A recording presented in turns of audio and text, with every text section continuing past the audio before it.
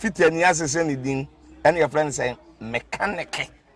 Zana prophet kumichacha, my sister me YouTube no. Baby I should be I'm a change your floor and I'm about too much GH. Share na prophet kumichacha me so me share.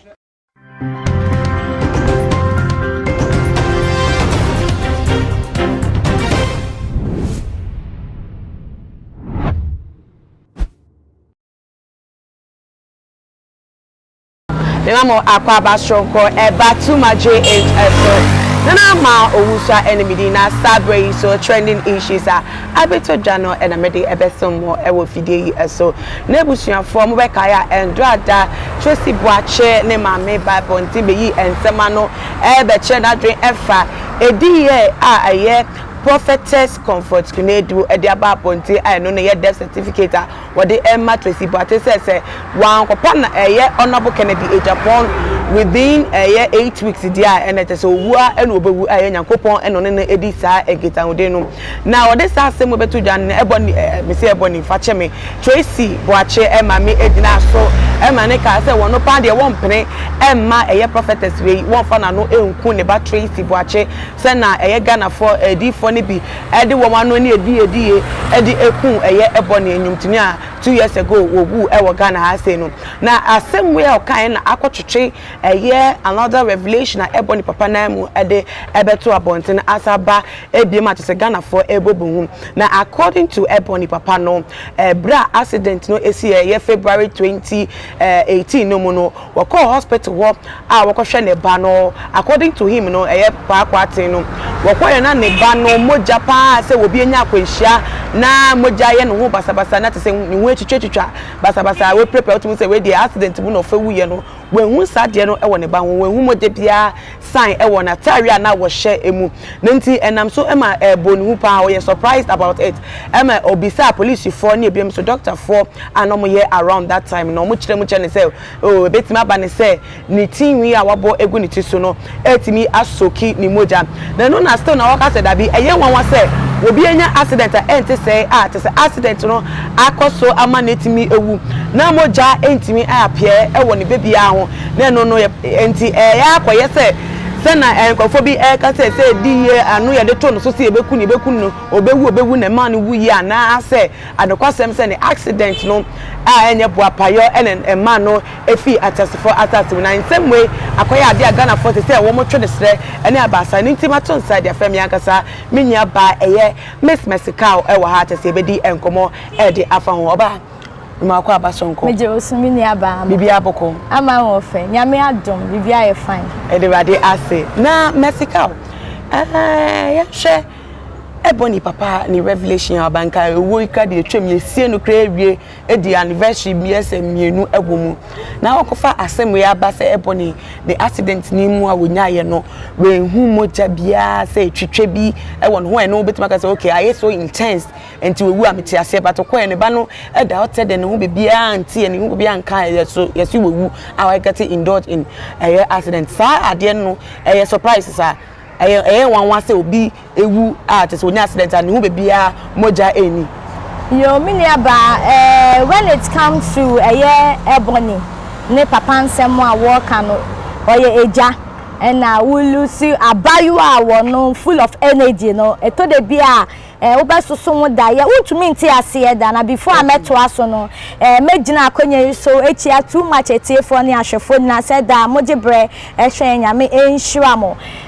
akoye wono ane baninti akoye se obi anani ka ne ho obi a asa de ne cheche ne we won se Ebony ye abayiwe bi ane hu ye nika awonfa wo bi oye talented now we lose such a person mini aba den ya adani da wo bedwin kwan ye fa so a chese wo tumi efri asefo asase so wonu uti be pre ho na wan kasa so aya bebu ho fobi ebu ho se wo ba no went to me and go anyways and means be to me and stopping you maybe to say na bi asese a wo susu se dimbo bebre na ma ne ba no wu ye na ne wu ye krampo no ye strange because of wan kwato moja bia inu wu bia wo dwen a wa benya se me bei aden na manhu the future ahead. Na meant to me stopping you maybe and I meant to me and putting you maybe in place. Ama me bayi and not long for me. Tell you then ya akwa this year. Akwa ni moja ni a braid there. Or to what I want to mean to us here, but accident the bar moja to me tie team to me inner bleeding. Ebia moja mpie wo but now we did them internal bleeding. Now we did them bebre wo ni pedwe mu no ebe to me ekum. And into normal so be any accident who baby a kro ni twetwe bi eni normal say obi betumi any accident and who baby a moja to me enche but now we did them ebi mutimi omo bones ni atimi bubu so na moja empie e woni pedua ne ho we dey me nchewa no nyese me twa no asiboni but ye share pictures na ebeto abonten Frankie Kuri na dan for oba you ana no ne nam ene ebiem so jeni ana wone no e work an mu bi ye hwe the way anu omo huna matete so jeni se na ni tifa etibi twa to abonten Frankie so se na moja timi pete ne nim ni ana te se Ebony ne ho fine ho so a moja ni wa na no e ma ni strange bi sa yo me ni aba se na wo si kanu no no na me kire ye se obi wo wa no operation won na ni reality ate no ene ni a moja piti na ni mo no because onu ni muni na nyo menira me etutwa like me who say afra moja di afra ni bones did them like daily shaking a bit me shake we bubu e wo inside and so na empie wo ni pedia enu ntire say wo accident no wo nka wo ana say wo de bibi foforo na ye den ye to accident is accident but nia bia me meka say me support ne wo ho ne say say na ma me ne kan anu no to bi wom ye si di mpa ye se awunya nipa nu di meko di nchire wi akekeduro besen ni nyira wi bibi ebi anu no to mi wo meti say eja ye kete but is very very powerful enti say wo tv as na nipa so wo di nso na wo bia won say wo ye fame baby a wo jana nka se ye pe wa hwe ase because enye obi a na timi acclaim edu wo na wo say ne ye bia nkrofo bi mpe enhye da mpe adaifu wo mu abosomufu wo mu akonf asofu atrufu nso wo mu ena asofu nso wo mu se nipa dom we nyira omu so wudin so no obi aka asemo a ebem because anu one dia wo ka ebem papa say papa the papa bia wo bransa na wanya se akoba se papa na obi kan ya wo kra ji se wo ya fasting bon pa ya so na papa na eden etumi abepie mu na so se akoba se obi ka se wo be wu se esa se nye ne wona me moja na enye nti no ade bone no trentem ade bone no epeki up ntem na se ade entem enti se we are young na say you start building bone wo say there be say utumi gina ye say din bone a wo ginira na meka na abaifo anu wo mu akonfo anu wo mu aso atwufo adifo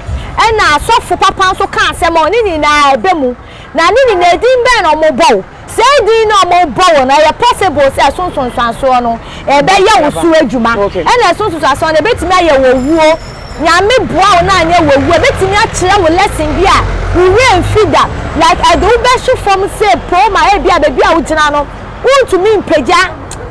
endu wo biem but yes say ebe ka say okay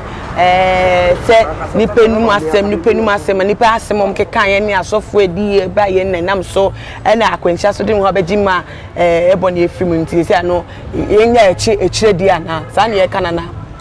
yo se ne sibia na enya aba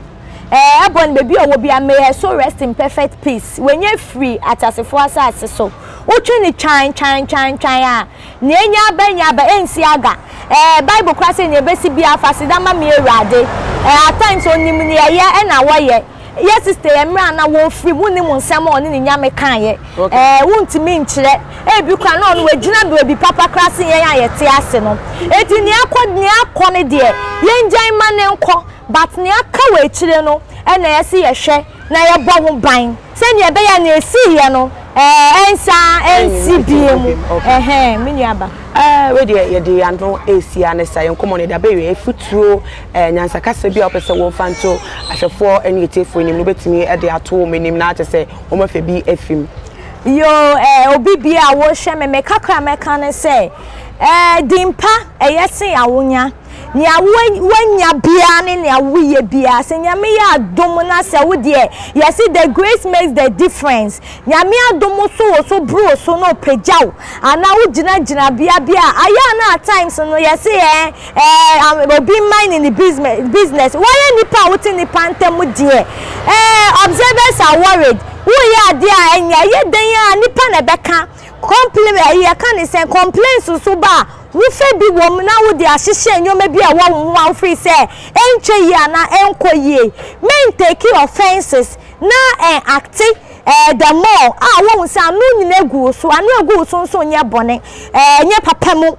nyame kan na sa anu tumi wo mu papa enti sesi access ho na hwe din ya mo bo say nye din papa dia not na bia wo ma wo free say nye din papa enti ama pepo enkwafo so wudin so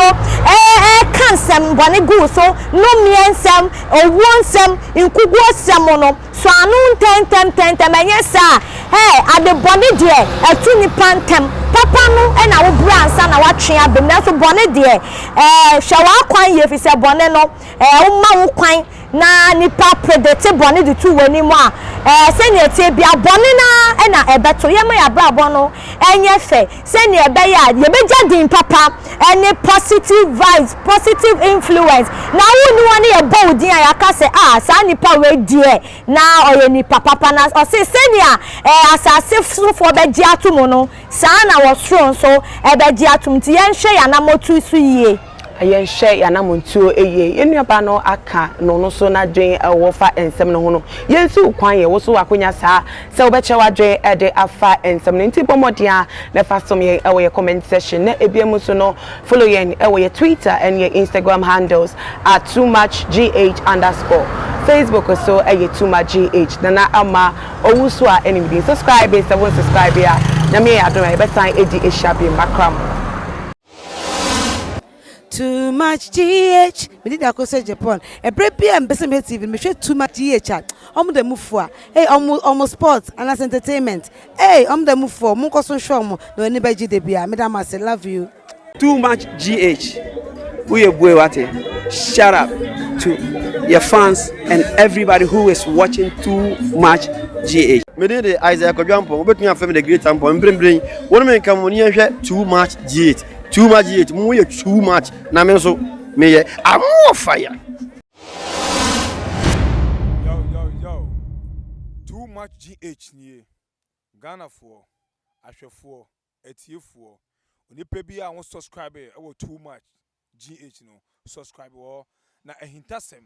ensem a ebuafa on my Ghana so e na ye de bremu one God ni the only one God in GH ho na de bia me hwe abrochefo ene Ghana for mo wiasa fa na ina me recommend emamo too much GH.